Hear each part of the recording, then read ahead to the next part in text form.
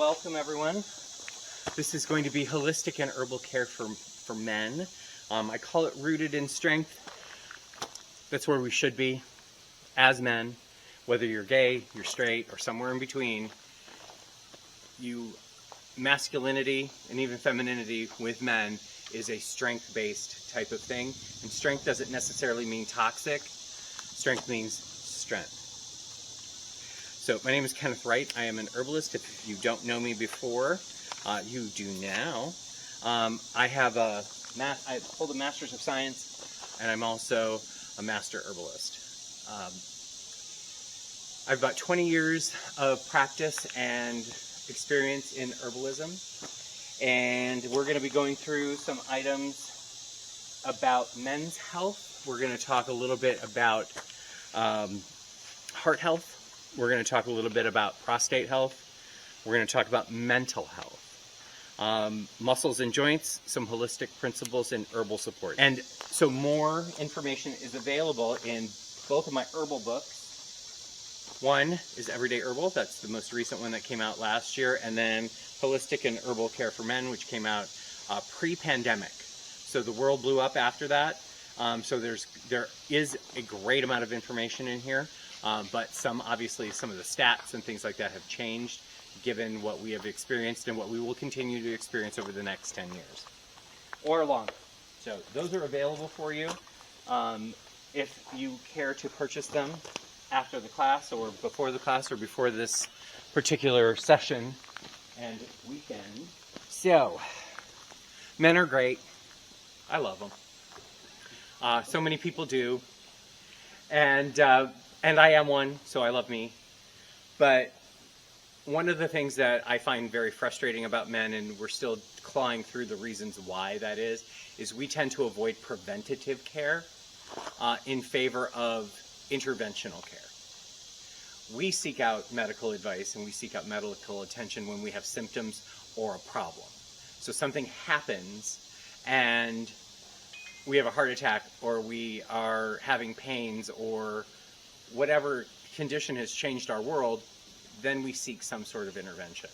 Rather than taking a more holistic approach, both if you follow the traditional medical path or if you follow something more natural, preventative care is significantly easier to accomplish, significantly more effective, and in the long run will save you time, energy, money, and impact to your health long term if you're keeping up with things. It's like maintenance on your car. If any of us did maintenance on our own cars. The more you do maintenance and oil changes and things like that, the less time you're going to have to be spent at the side of the road waiting for the AAA or the ambulance or whomever. And one thing that I want to discuss about this particular one, it's not yay men, boo women, and not yay women and boo men. It is that herbs are genderless for the most part. They're available to everyone. They're accessible to everyone. They are not the realm of one gender or one gender expression or the other. One of the things that we talk about in the history of medicine and herbal medicine is how the patriarchy has geared traditional medicine towards men at the expense of women, and herbal natural medicine has always been the realm of women and not for men, which is true to a certain extent, but I will say this with some level of certainty and certainly a level of experience, that modern healthcare fails everyone equally. Modern sick care fails everyone equally.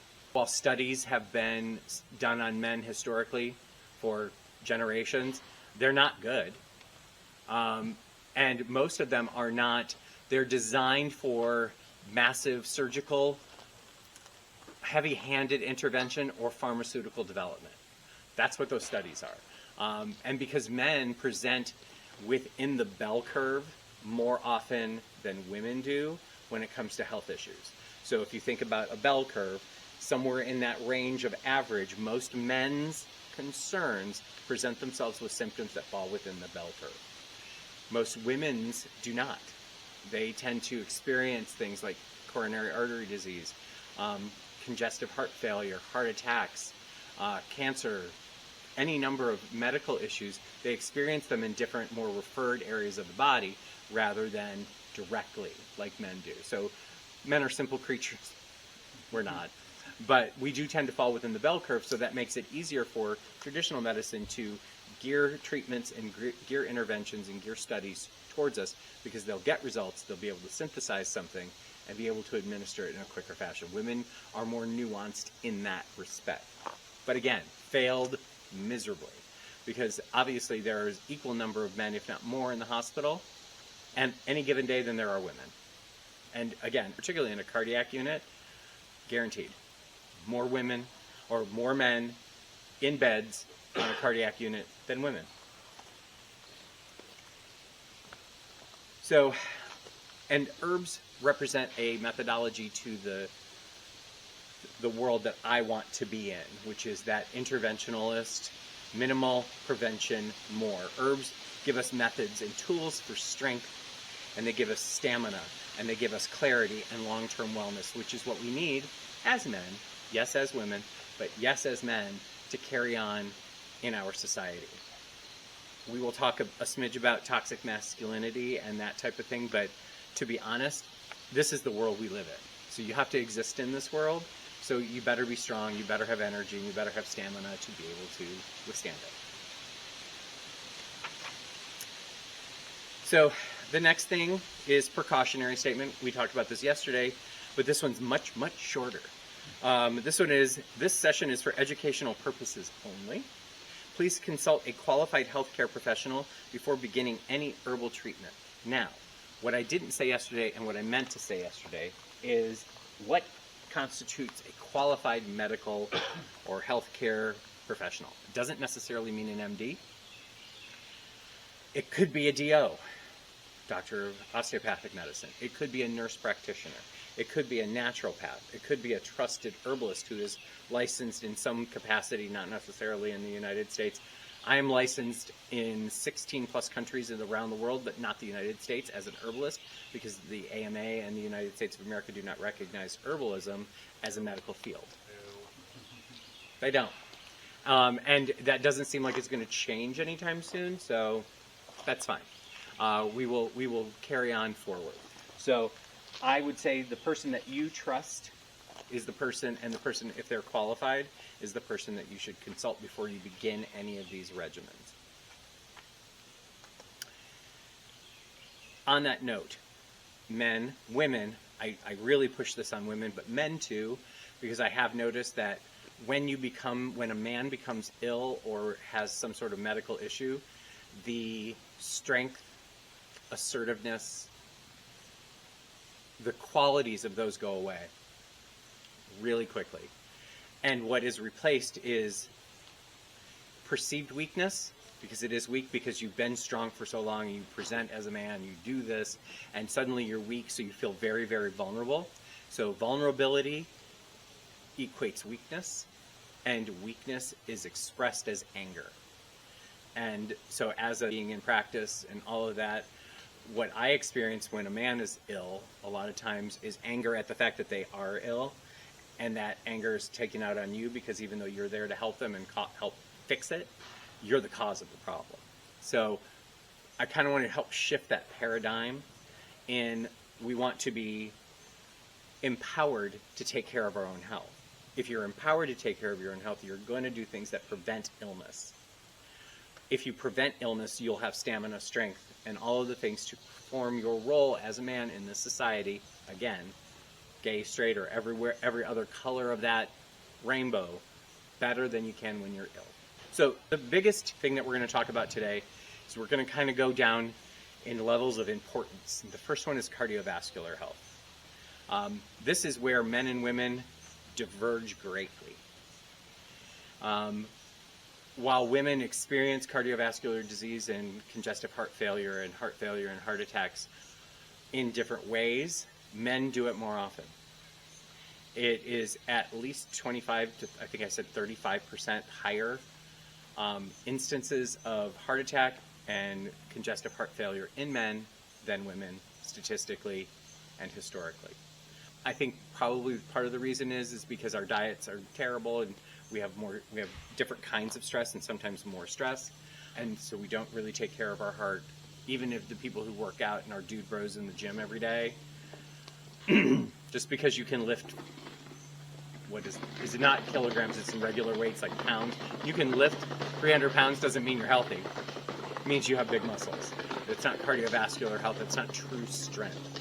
That is showy strength, that's not real strength. So your heart is probably the best gateway to that strength that we talk about, that long-lasting strength.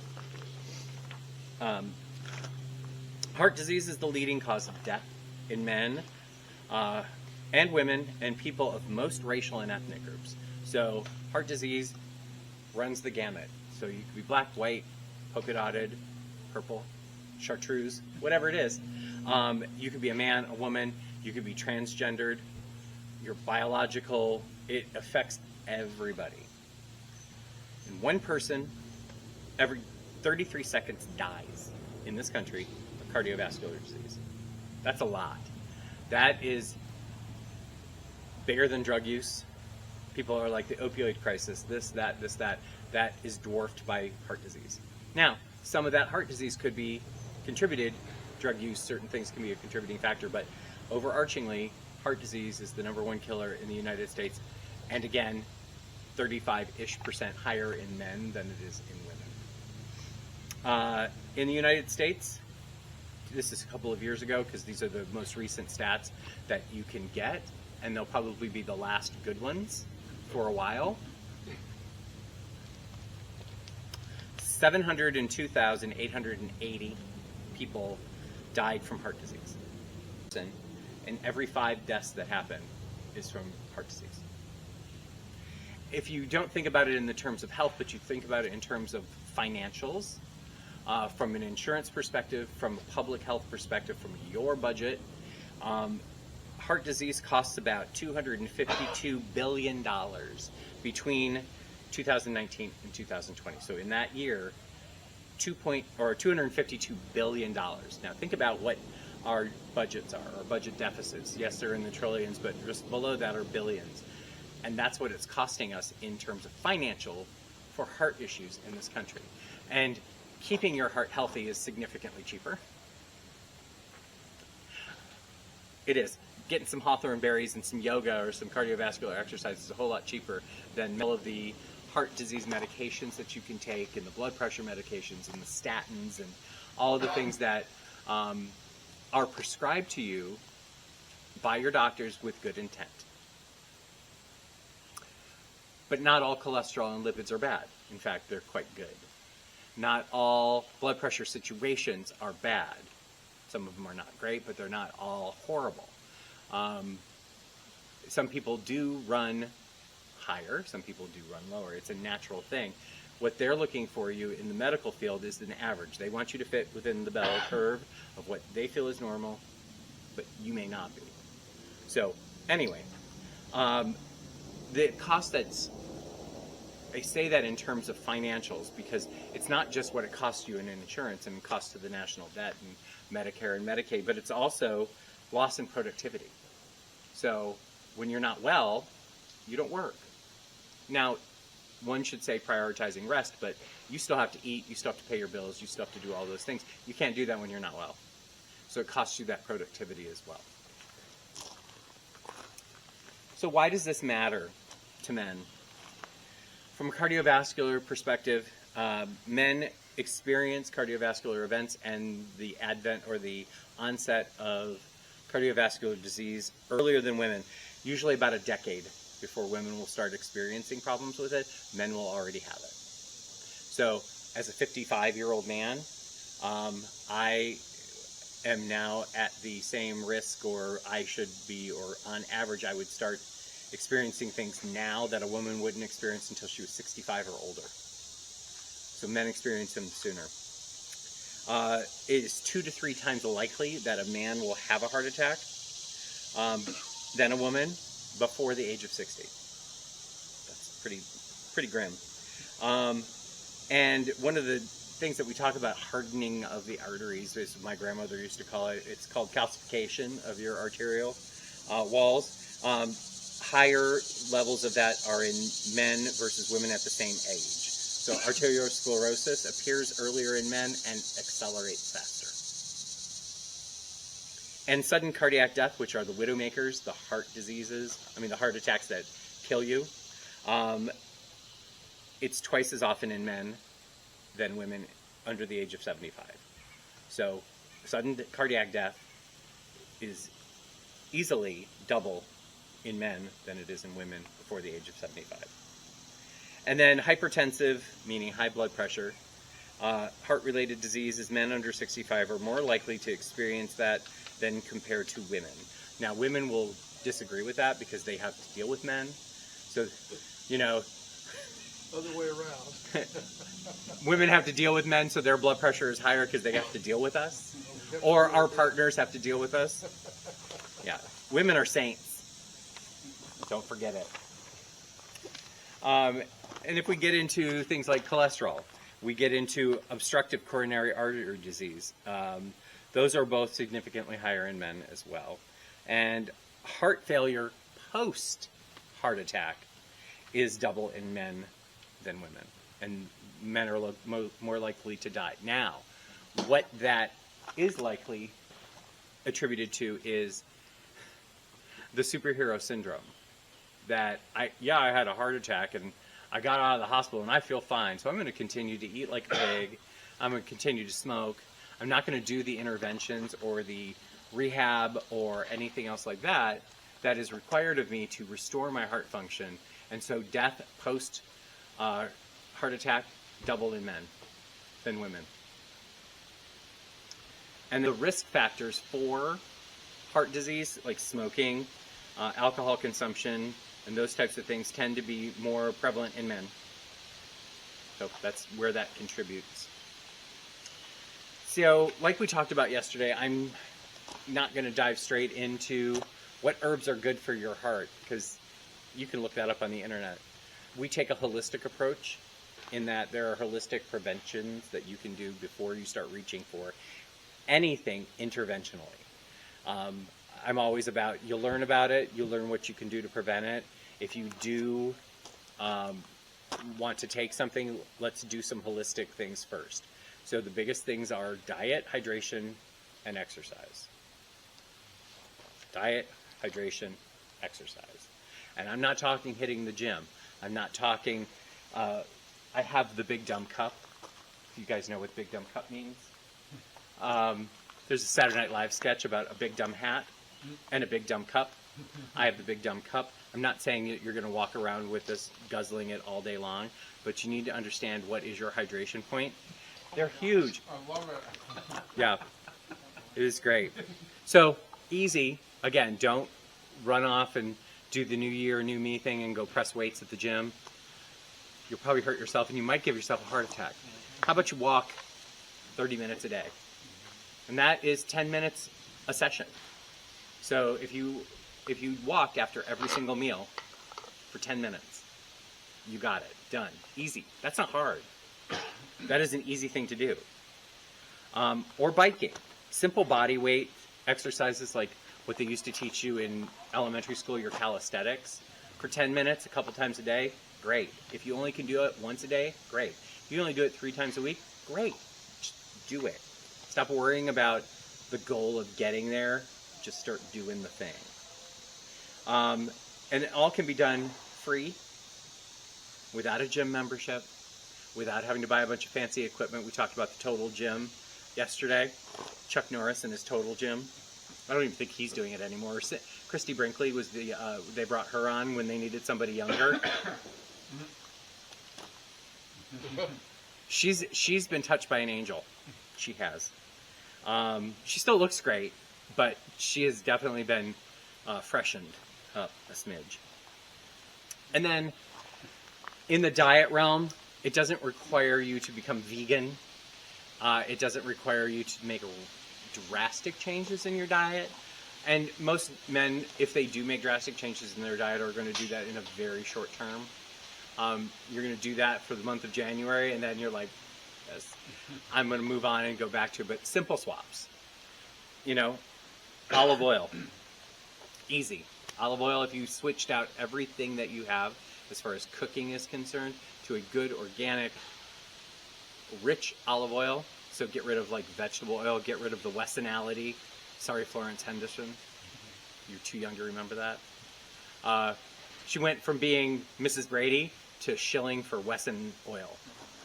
That's bad. We don't want that. So you don't need that. If you switch that out, or please, for everything that is holy, do not consume margarine. Don't. I know that back in the 70s and 60s and 70s, they're like oleo and margarine is the saving grace because there's too much saturated fat and butter. That is wrong. Margarine is disgusting vegetable oil, not good vegetable oil, that is chemically processed to stay solid at room temperature. Then it is deodorized, so it doesn't go rancid, because that's super great, bleached out, and salted within an inch of its life. So, yum. I would just say, if you want butter, eat butter. Just eat less of it. Things that we already do today. Avocados. I love them. I can't get enough of them. Will takes convincing. If I hide him in stuff. If I hide him in stuff, he doesn't even know. Like, I hid blue cheese, which he absolutely can't stand in a macaroni and cheese.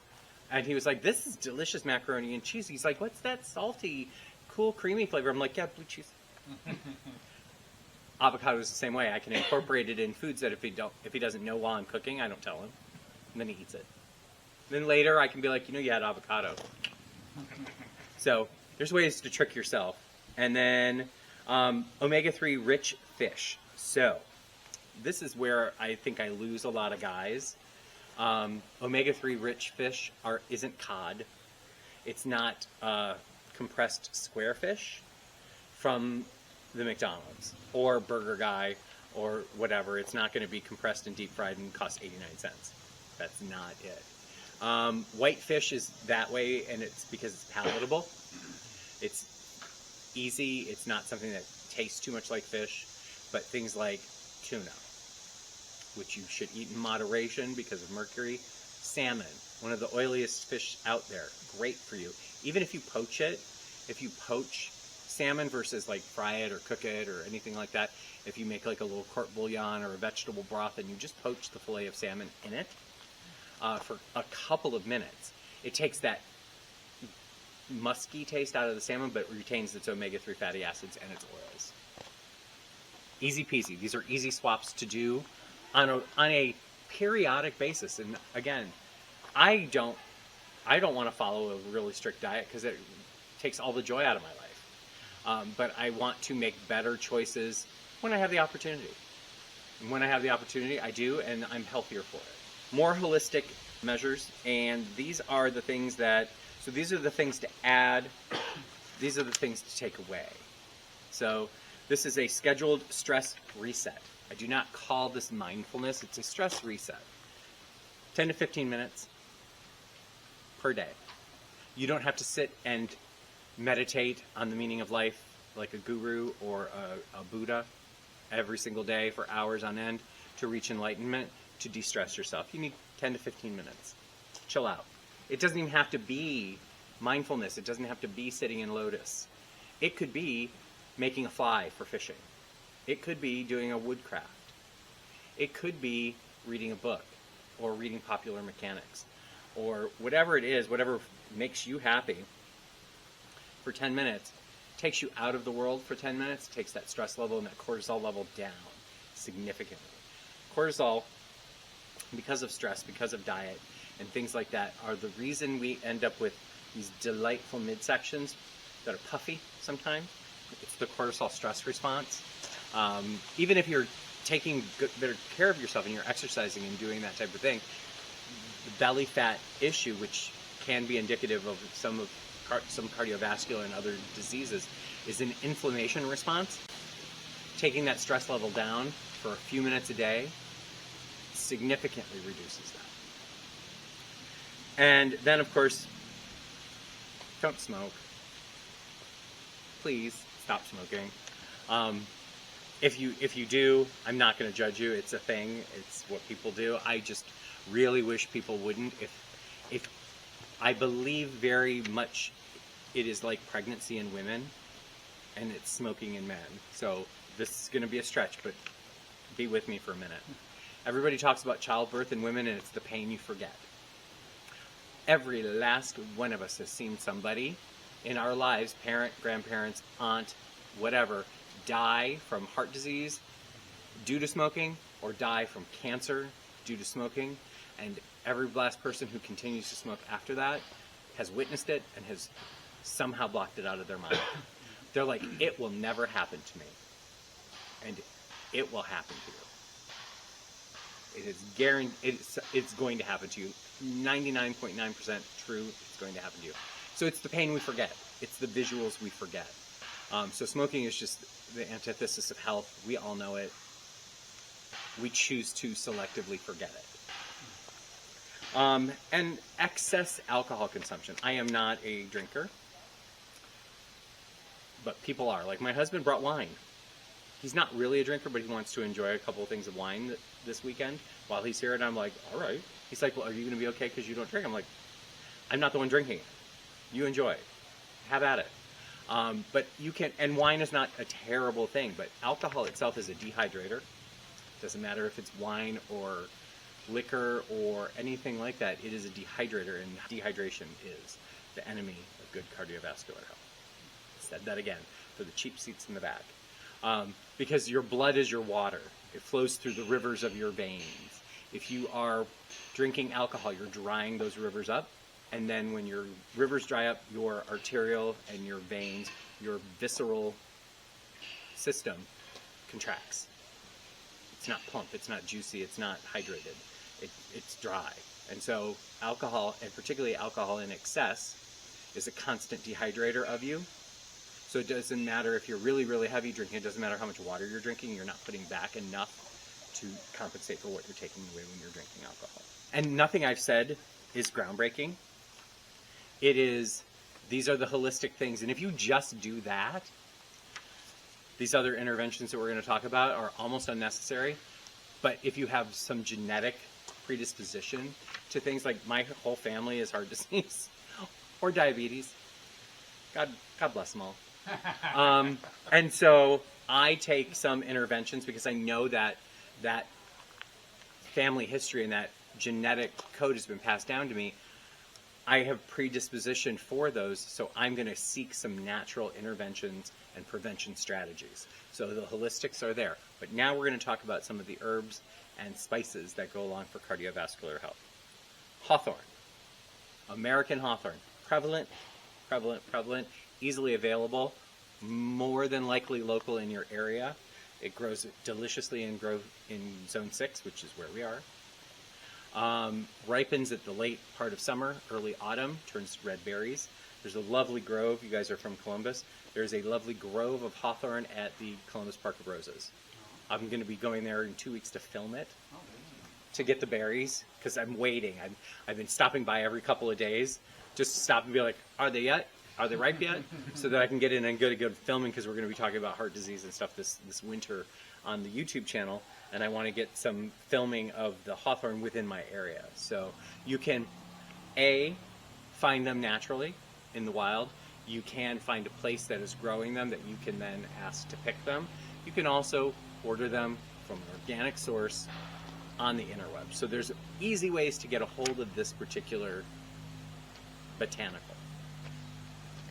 And what hawthorn does for you is it strengthens the heart muscles. So there are different kinds of muscle tissues or tissues in the body. The heart muscle is its own. It's a striated muscle. It is its own thing. And it is the only muscle of its kind in your body. So hawthorn directly affects that particular muscle tissue, that striated muscle tissue.